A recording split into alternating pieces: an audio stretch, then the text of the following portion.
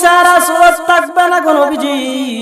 আল্লাহর পয়গম্বর বলেন, এ আদরের সাহাবী মুআয ইবনে জাবাল, ভালো করে শুনে রাখো, চেহারাটা শুধু মানুষের থাকবে পরিচয় করার জন্য, বাকি অঙ্গ প্রত্যঙ্গগুলোকে 4 পা বিশিষ্ট শুয়োরের মতো মোটা তাজা বানাইয়া আমার আল্লাহ কিয়ামতের কঠিন ময়দানে দিবেন উপস্থিত করিয়া।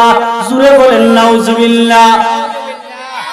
আল্লাহর পয়গম্বরের সাহাবী মুআয ইবনে জাবাল রাদিয়াল্লাহু তাআলা আনহু বলেন, ইয়া রাসূলুল্লাহ, ইয়া হাবিবাল্লাহ, ওগো আল্লাহর পয়গম্বর, এটা কোন সমস্ত দল? আল্লাহর পয়গম্বর বলেন, এ আদরের সাহাবী মুআয ইবনে জাবাল, ভালো করে শুনে রাখো, আমার উম্মতের ভিতরে এমন একদল লোক হবে, এমন একদল ব্যবসায়ী হবে, আল্লাযীনা ইয়াকুলুনাস সুহুদ, যারা মিথ্যার আশ্রয় নিয়ে মাল কামাই করে। কিসের আশ্রয়? মিথ্যার আশ্রয় নিয়ে যারা মাল কামাই করবে, এদেরকে কিয়ামতের কঠিন ময়দানে শুয়োরের আকৃতি বানাইয়া আল্লাহ পাক রব্বুল আলামিন হাসরের ময়দানে দিবেন উপস্থিত করিয়া। জোরে বলেন নাউজুবিল্লাহ। দোকানে গিয়ে যদি একটা লুঙ্গি কিনেন, যে ভাই লুঙ্গিটার দাম কত? ও হুজুর, আপনার জন্য 500 টাকা। 500 টাকা আমার কিনাই পড়ছে, 1 নম্বর লুঙ্গি তো 450 টাকা কিনা পড়ছে। মিথ্যা কথা হইছে কি হইছে না? আরো জোরে বলেন। ও হুজুর, আপনার জন্য 500 টাকা, কারণ কিনাই আমার কিনাই পড়ছে 500 টাকা। হুজুর মানুষ তো সাদা সিধা মানুষ, সবাই তো বিশ্বাস করে, জান 500 টাকা হই দিলাম, নেন।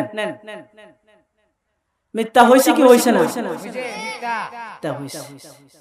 আল্লাহর পয়গম্বর বলেন, যারা মিথ্যার আশ্রয় নিয়ে মাল কামাই করবে, এদেরকে কিয়ামতের কঠিন ময়দানে শুয়োরের আকৃতি বানাইয়া হাসরের ময়দানে দিবেন উপস্থিত করিয়া। জুড়ে বলেন নাউজুবিল্লাহ।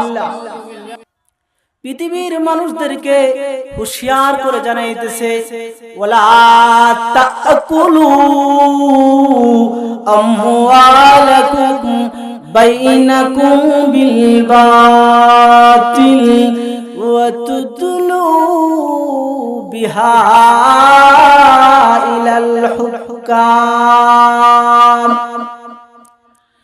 লিতাকুলু ফারিকাম মিন আমওয়ালিন নাস ওয়া আনতুম তা'লামুন।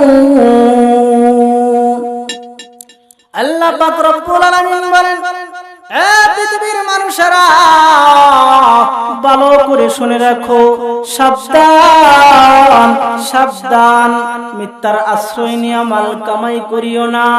একজনের সম্পদের কিছু অংশ নেওয়ার জন্য, একজনের সম্পদের কিছু অংশ নেওয়ার জন্য শাসন ক্ষমতার হাতে নিয়ে ঘুষ তুইলা দিও না।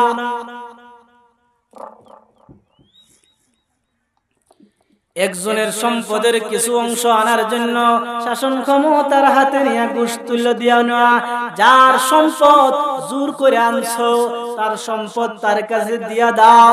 যদি তুমি না দাও, স্মরণ রাখিও, কিয়ামতের কঠিন ময়দানে আমি আল্লাহ তোমাদেরকে শুয়োরের আকৃতি বানাইয়া হাসরের ময়দানে দিব উপস্থিত করিয়া। জোরে বলেন নাউজুবিল্লাহ। এই দুইটা পয়েন্টে কি বুঝলাম? মিথ্যা কথা বলবো না আর মানুষের গীবত করব না। রাজি আছেন তো ইনশাআল্লাহ?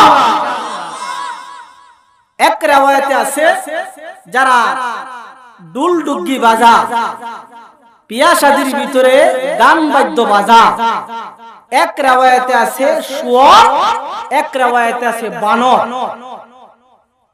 যারা মোবাইলের মাধ্যমে গান শুনে, টিভির মাধ্যমে গান শুনবে, যে বিবাহ অনুষ্ঠানের ভিতরে গান বাজায় কি বাজে না?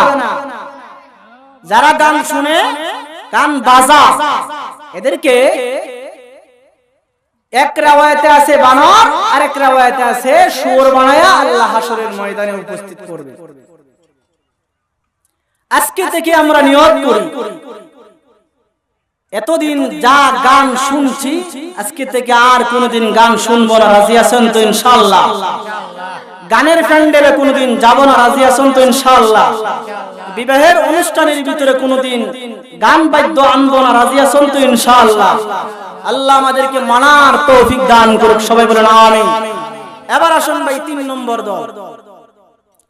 3 নম্বর দল হইল বাযুহুম মুনাক্কিসুনা আরজুলাহুম ফাওকা উজুহিহিম ইসহাবুনা আলাইহা।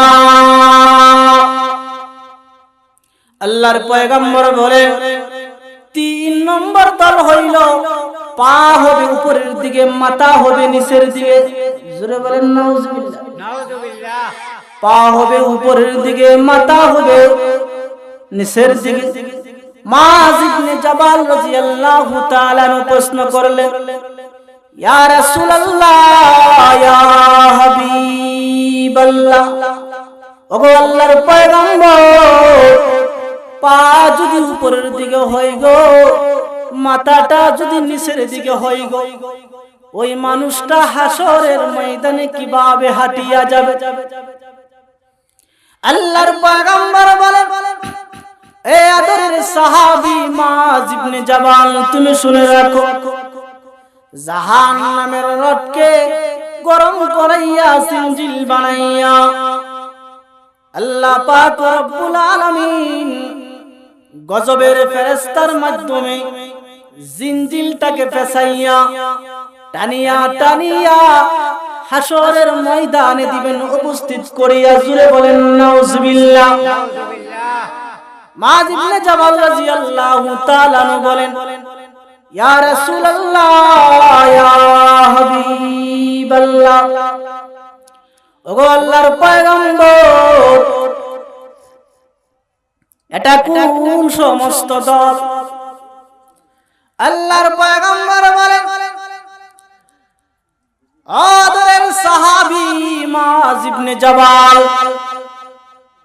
ভালো করে শুনে রাখো, আমার উম্মতের ভিতরে এমন একদল লোক আছে যারা হালাল ব্যবসার দিকে মন দিবে না, শুধু খালি নগদ কামাই করতে চাইবে।